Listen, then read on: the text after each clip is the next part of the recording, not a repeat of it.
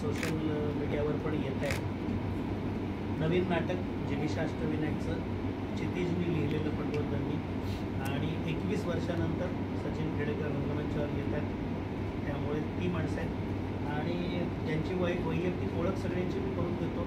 सुरेश झुंझुरके, अतुल महाजन, क्षितिज, समिधा गुरु, जाई खांडेकर, जयश्री जगताप अशी 6 पात्र या नाटकामध्ये आहेत. आणि प्रदीप पोळेंनी नेपथ्य केले, अशोक पत्कींनी संगीत केलं आहे, प्रतिमा जोशी, भाग्यश्री जाधव यांनी वेशभूषा केली आहे. आणि ज्याला असं आपण म्हणतो की आपल्या संस्थेचा प्रयत्न तुम्ही गेल्या दशकाचे सगळेजण साक्षीदार आहात की काहीतरी सतत एक वेगळेपणा, नाविन्य विषयाचं असेल, आशयाचं असेल, आपण सांभाळून ते काम केलं.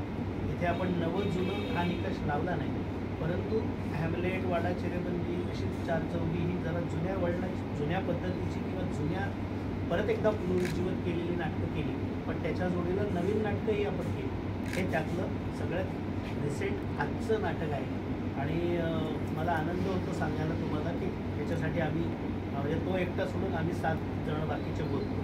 हे अतिशय उत्तम, दमदार, खणखणीत नाटक खूप दिवसांनी माहिती आहे. एखाद्या लेखकांनी एखाद्या विषयाकडे बघणं आणि त्याचं ज्याला म्हणतो की बंदिस्त नाटकाचं, कारण नाटक हे खूप अवघड क्राफ्ट आहे. बाकीच्या सगळ्या गोष्टींमध्ये टेक्निकॅलिटीज असतात.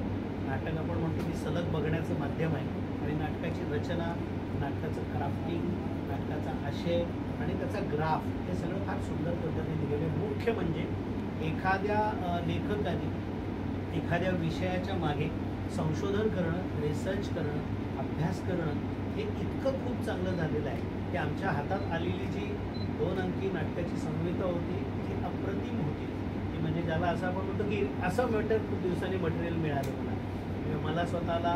प्रशांत दळवी, अजित दळवी, महेश एलकुंचवार, रत्नाकर मंतरी सगळेच महत्त्वाच्या लेखकांबरोबर मी काम केलं. खूप दिवसांनी मला असं दिग्दर्शक म्हणून फॅसिनेटिंग झालं की अरे हे नाटक, या पद्धतीची रचना, या पद्धतीची माणसं.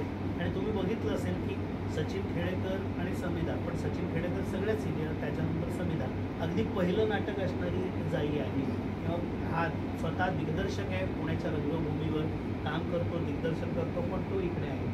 अतुल नाटकात पण काम करतो, दूरचित्रवाणी माध्यमात काम करतो. त्यामुळे अशा वेगळ्या प्रकारचे 6 नट घेऊन आणि एक उत्तम संहिता असताना मला खूप मजा आली. महिनाभराची, 1.5 महिन्याची जी काही तालमीची प्रोसेस होती ती. आणि मी नाटकाच्या सब्जेक्टविषयी आता तुम्हाला 2 दिवसांपूर्वी सांगणं चुकीचं आहे. त्यामुळे आत्ता तुम्ही ते नाटक येणं, आमची तांत्रिक टीम याच्याविषयीचं लिहावं अशी अपेक्षा आहे. कारण लगेच 28ला आहे आणि मी निर्मात्यांच्या वतीने तुम्हाला सगळ्यांना आमंत्रण देतो की तुमच्या जवळच्या कुठल्याही, म्हणजे जे आता प्रयोग लागलेले आहेत, कोणाला कारल्याला असेल, कोणाला दिनांक, कोणाला ठाण्याला असेल, कोणाला घाणेकरला असेल, बोरिवलीला आहे, असं तुम्ही या, पण नाटक जरूर बघा.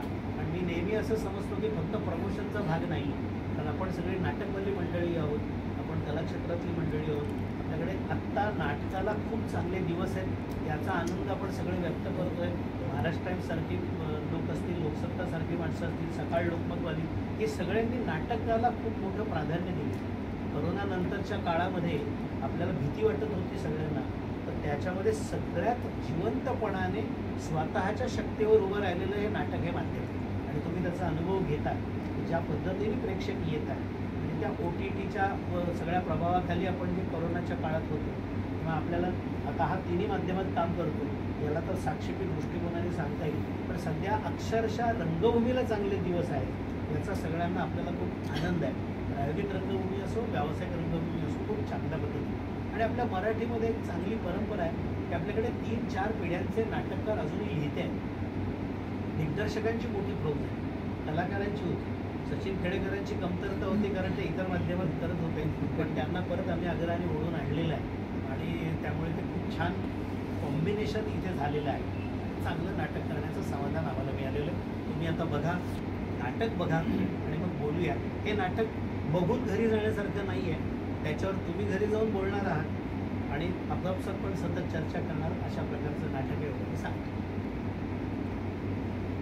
सचिन सरांना प्रश्न आहे, असे खूप कमी कलाकार असतात की ज्यांची रसिक प्रेक्षक वाट बघतात की हे कधी रंगभूमीवर येणार, त्यापैकी एक तुम्ही आहात.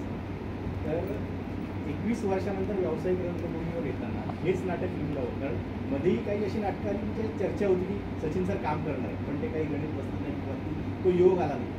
हा योग कसा जोडून आला आणि याचं काय कारण? हा योग जुळवण्याचा प्रयत्न मी बरेच वर्ष करतोय आणि त्याच्यासाठी इतक्या म्हणजे चंदूला तर इतकी त्यांनी नाटकं वाचली हे ते, पण हे मला मनापासून आवडलं नाटक. आणि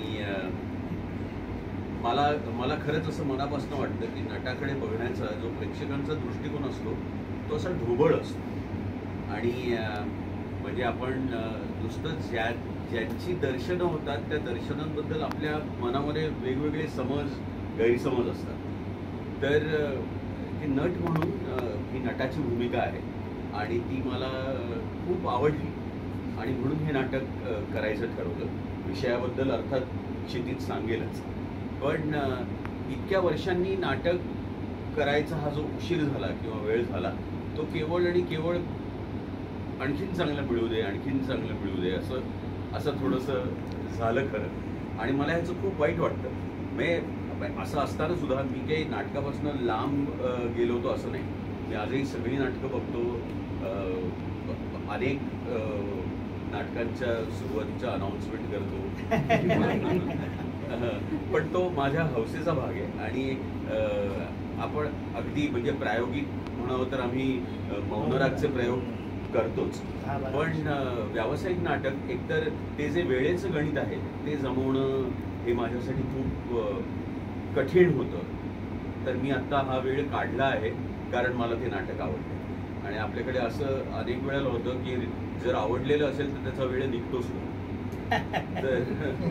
तर आणि जर आवडलेलं नसेल तर मग अनेक कारण तर पण हे खरं आहे. आणि माझं शेवटचं नाटक होतं तुझ्या माझ्यात. ते 2004 साली आलं होतं. मी आणि निवेदिता सराफ होतो, आनंद इंगळे होता, मीरा वेलणकर होती. तर त्या नाटकानंतर खरं खूप मोठी गॅप झाली. आणि याच्या आधी चंदू बरोबर मी वाडा चिरेबंदी त्रिनाट्यधारा म्हणजे पहिली जी केली होती ती. त्याच्यानंतर आणखीन असं त्याच्या सिनेमातही मी काम केलंय, त्याच्याबरोबर टेलिव्हिजनमध्येही काम केलंय. तर पुन्हा एकदा काम करायची संधी होती आणि ती चांगली झाली. असं खरंच खूप आव्हाने होतं की 6 पात्र आहेत आमच्या नाटकामध्ये आणि 6च्या 6 म्हणजे जाहिरातीत फक्त सचिन खेडेकर सशक्त भूमिकेत असं येते, पण बाकीचे काही अशक्त आहे त्याच्यातला तेही तितकेच सशक्त आहेत.